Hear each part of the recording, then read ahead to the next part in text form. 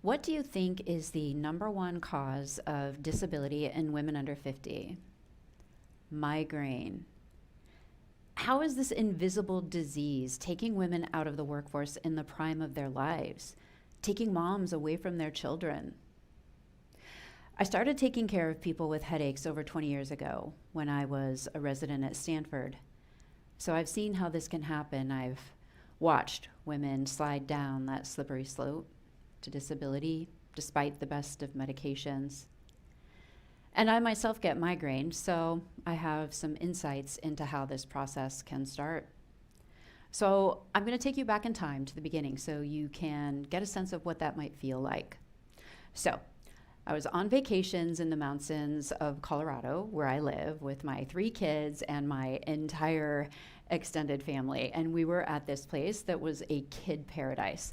So my uncles were off doing crazy tubing things with my son, and my mom was at the art center painting pottery with my older daughter, and I had my younger daughter. We were roller skating. This place was so much fun. We were having the time of our lives. It was one of those things. It was just like, that's what it's all about. And then I started getting that pain. For me, my migraines start in my neck right here, and they radiate forward, and then I get the throbbing, and then there's no more roller skating, right? I'm sure some of you have migraines. You know what that's like. And I was just super annoyed at myself. I always blame myself for my migraines, and I had actually forgotten my yoga mat on this trip. I had discovered that yoga will sometimes take away that neck pain, and then I don't get the migraine. So I'm like trying to do, downward facing dog on one of those tiny little hotel towels. It was not working. So I just popped a pill and powered through. Felt better for a couple of hours, and then took another pill, pushed through again. I just wanted to enjoy my time with my family. I didn't want to hurt anymore. But that's how the slippery slope begins. It kind of feels like you're doing the right thing in the moment. You're showing up for your family, you're beating your disease, that kind of thing. But when you have more and more migraine attacks and you have to take more and more pills, it starts to change the structure of your brain physically, and not in good ways. Those changes make it harder and harder for you to ever get your migraine disease under control. And that's how so many women end up on that slippery slope. This is why I'm here today. This process is called chronification, and I want every single one of you to understand what this is and why you have to take action to avoid it. So, we'll start by talking a little bit about what chronification is, and then we'll talk about how you can tell if it's happening to you, and then we'll talk about what you can do about it. All right, so chronification is kind of like this. Those tipping buckets at water parks? They fill up with water and then the bucket tips over and splashes on all the kids below. So imagine that people who have a genetic predisposition to migraine are born with a certain size bucket. All right? Their migraine triggers fill up that bucket like water does at the water park. So for me, it's neck pain. Maybe for you, it's certain foods. Maybe for you, it's weather changes. Whatever it is, it fills up the bucket, and then when you have a migraine, it tips over. Now, here's what we've learned. When your brain goes into chronification, your bucket gets smaller. So you get to a point where it doesn't take very much to fill up your bucket, and your bucket is constantly tipping over. You're constantly having headaches, right? Now, here's the thing that surprises people. Chronification begins when you're only having 3 headache days a week, and they might not be migraines. That's a lot of people. That's 148 million people in the world, according to the American Migraine Foundation. And many of these people don't even know that they have migraine, because estimates are that only about 5% of people have been seen by a doctor, diagnosed with migraine, and treated with migraine medication. So you could be at risk for chronification even if you've never been told that your headaches are actually migraines. And here's the other thing that surprises people. Medications are often part of the cause of chronification. When you start having more and more pain and needing more and more pills to make your pain go away, you actually get to a point where the pills themselves are causing some portion of your headaches. This is called rebound. Many of you with migraines are already familiar with this concept. That's why we're all told not to take too many pills when we get a headache. Now, the good news is that there are at least half a dozen new medications that have come out in the past several years that don't cause rebound.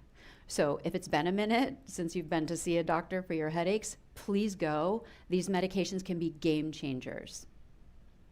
And if you can, see a headache specialist. They're up on all the latest and greatest. So how can you tell if your brain is going into chronification? So I'll go over a couple of the most common symptoms that people get. One of the more common things is skin sensitivity, all right? And so what's happening in the brain to cause that?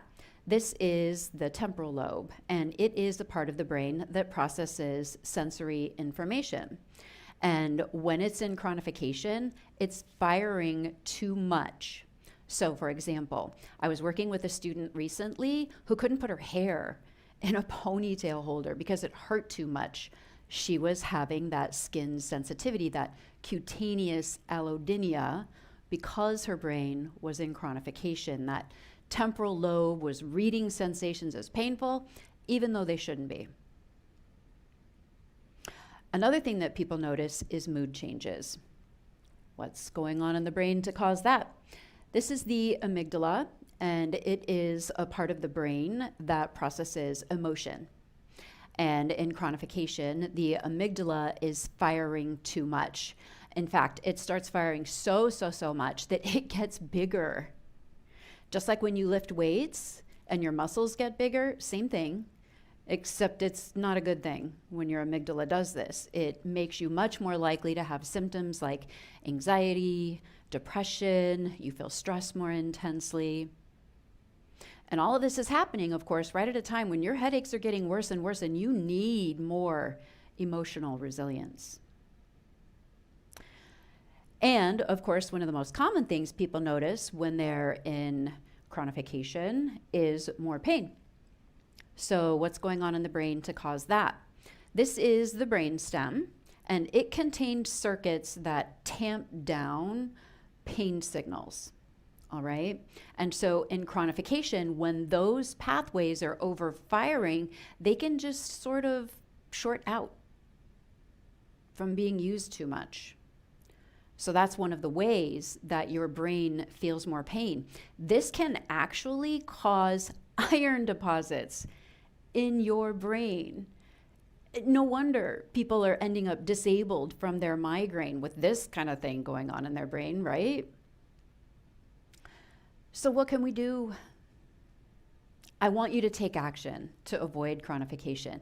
And if you think it might be too late for that, I want you to not give up, because there is new science and technology that is changing the lives of people with headaches. And a lot of it hasn't made its way into all the doctor's offices yet. So I want to tell you about a couple of my favorite new advances. Over the past couple of decades, we have developed hundreds of new labs that we use in functional medicine to really figure out what is working in your body and what isn't. So, for example, maybe you have a deficiency of a nutrient that is important for brain health, like omega-3s. Omega-3s are in nearly every cell in the brain, so they're important. Now, if you find that out about yourself, then it might be helpful for you to know that there was a study published in the British Medical Journal in May of 2021 showing that if you increase omega-3s and decrease omega-6s, you can cut headaches in half in 3 months. So you can see how it would be really important for you to know that information about your body, right? Yeah. So the second of my favorite new advances is genetic testing. And the reason is because it gives you an owner's manual to your body. It tells you which systems in your body are challenged, shall we say, that may need a little support. Maybe it's inflammation, maybe it's detox, maybe it's circadian rhythms, maybe it's mood. Whatever it is, once you have that information, then you're in a position to do something about it. So, for example, many studies show that people with migraine have abnormalities in their detox genes, the GST gene, in particular, glutathione S transferase. I actually have this. And so what that tells me is that I need to support my body's own detox pathways with food and supplements and other things. And I also need to pay attention to decreasing the toxins that come into my body. That might not be as important for somebody who has fantastic detox genes, right? But once you know that about yourself, then you can choose wisely. Now, this is completely new way to do medicine, right? When I started my career as a neurologist, we hadn't even sequenced one human genome.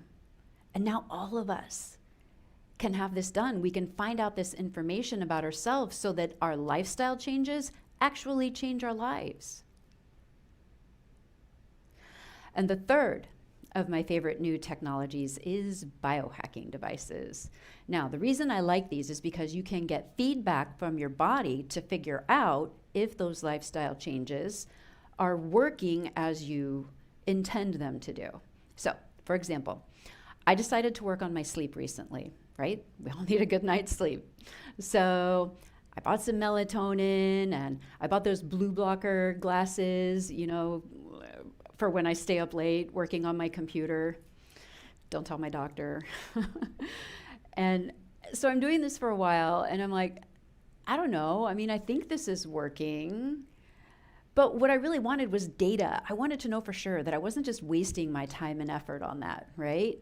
Biohacking devices can give you that. You can buy devices that tell you how many minutes you are spending in each of the stages of sleep at night so that you know if your melatonin and your blue blockers are making any change for you. Maybe you need something different and you'll figure that out when you get that information back from your body. Now, I know that there's no randomized controlled trial that proves that any of this works yet, but I don't want to wait. It makes sense to me that if I can figure out what's going on in my body, support my body where it needs help, and then monitor these changes to make sure I'm producing the intended effect, that's going to make me healthier. And it has. Using this approach has not only reduced my migraines, but because I'm focusing on healing the body as a whole, I also notice that I have much better energy and much better focus and concentration. So please, if you're having frequent headaches, then it is time to act. Don't pop a pill and push through like I did. Don't slide on that slippery slope to chronification.